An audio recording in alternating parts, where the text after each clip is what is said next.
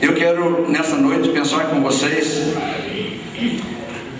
no livro de Salmos, capítulo 16, uma palavra em que o próprio salmista faz honras e faz dedicação ao Santo de Deus, que ele estava apresentando Jesus, revelando o que seria Jesus. E eu me alegro muito com esse texto, porque no capítulo 16 do livro de Salmos está escrito: confiança e felicidade do crente e a certeza da vida eterna. Verso 1 dos Salmos, capítulo 16: guarda-me, ó Deus, porque em ti confio. A minha alma disse ao Senhor: tu és o meu Senhor, não tenho outro bem além de ti. Nesses dois primeiros versos, Davi se expõe falando sobre a meditação dele com louvor sobre o Santo de Deus. E eu gosto de meditar nesse salmo porque Davi faz isso com louvor, com cântico, com poesia, e falando sobre o Santo de Deus, que ele fazia referência a Jesus, e que em nossos dias nós fazemos referência a Jesus, que é a igreja. E a igreja hoje, ela existe como corpo, e Jesus a cabeça, o corpo cabeça que compõe o corpo, que somos nós. Então Davi confia em Deus, o Senhor. Primeira expressão de Davi aqui do verso 1 ao 8 é esta: ele confia em Deus, o Senhor. Existem muitos deuses, e nós mesmos crentes temos outros deuses além do nosso Deus. Aí você pode estar dizendo: como é que crente pode ter? Não, eu disse crente, mas não disse filho. O crente é aquele que desfruta das coisas, crê, mas não se torna filho. São as classes de pessoas que existem na igreja: aquele que crê para receber e aquele que crê para produzir. Então os filhos são aqueles que foram gerados e se tornam geradores de ovelhas para o rebanho de Deus. Então quando Davi está dizendo aqui que ele confia em Deus, o Senhor, é porque ele diz também: não tenho outro Deus além de ti.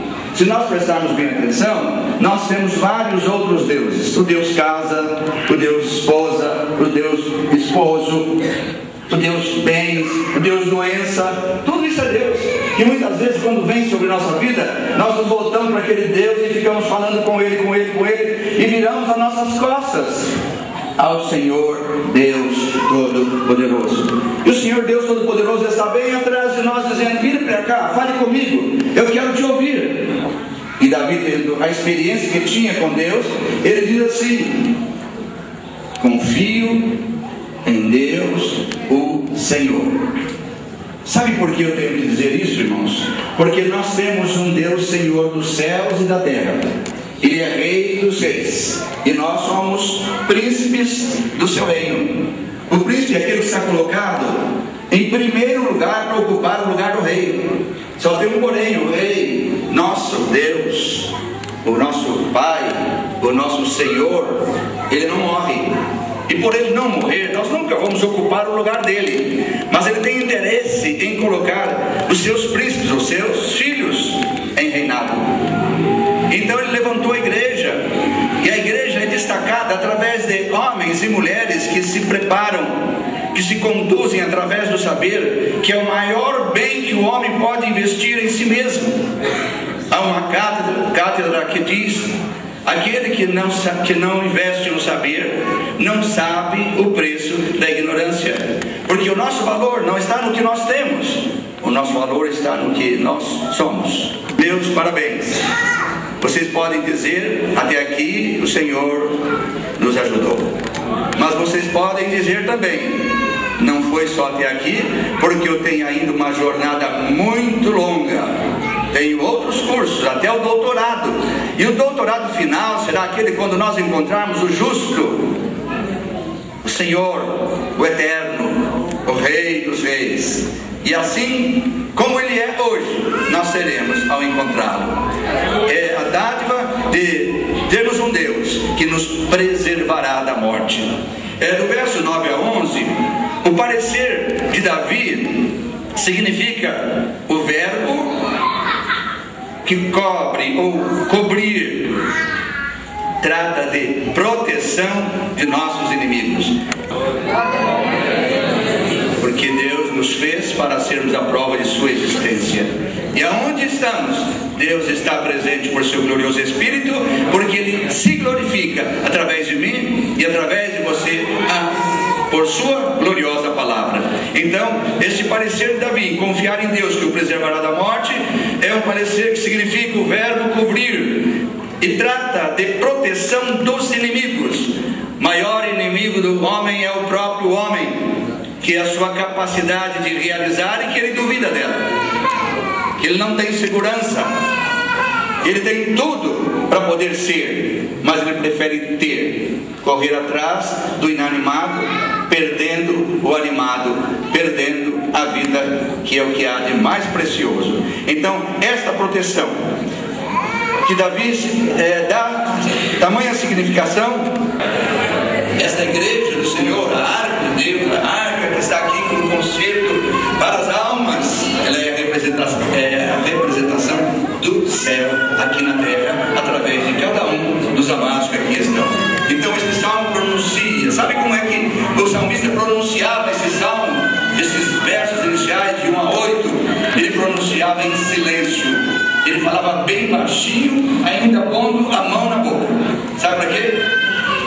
Para que ninguém escutasse da confiança que ele tinha, para que ninguém interferisse, para tirar o prazer de ele ser um representante de Deus.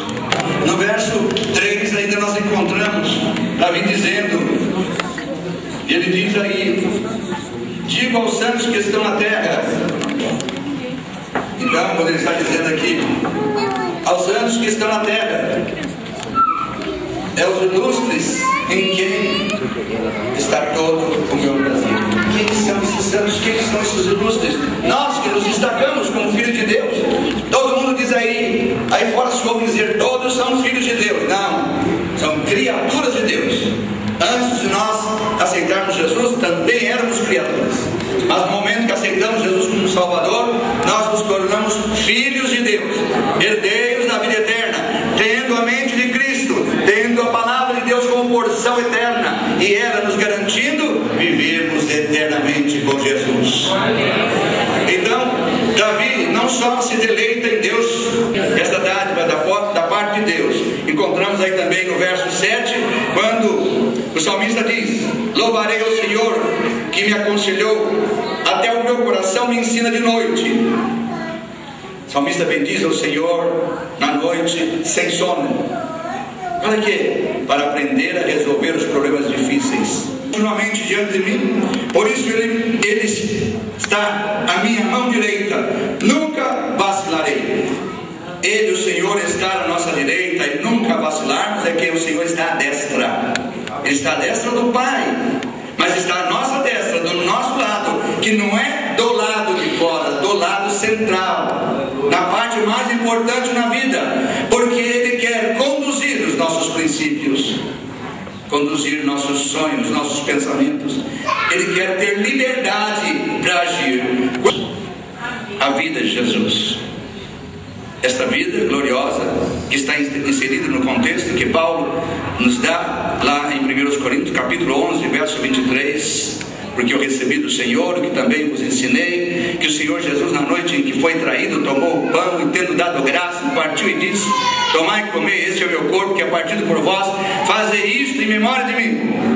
Depois de cear, o Senhor tomou o cálice, dizendo: esse cálice é o cálice da nova aliança, novo testamento, nova vida, continuidade da eternidade que iniciou quando eu aceitei Jesus.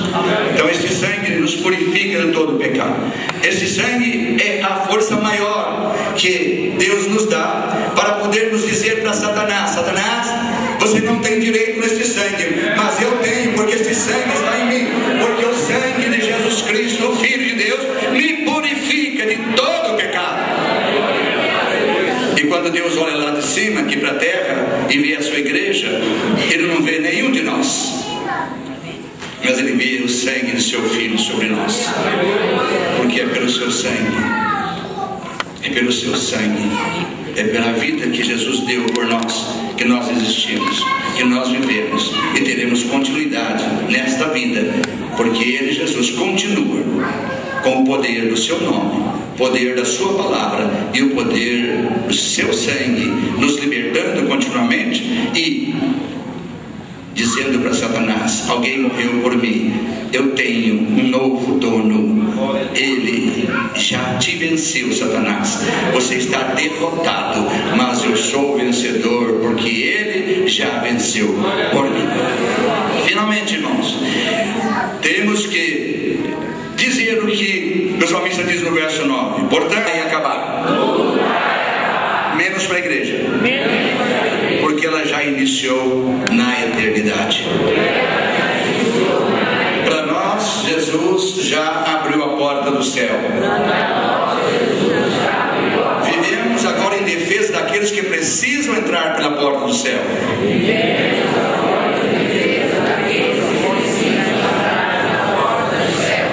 Esse é o teu papel, formado, porque agora você tem a palavra, agora você tem o sangue, e agora você tem o poder do nome de Jesus.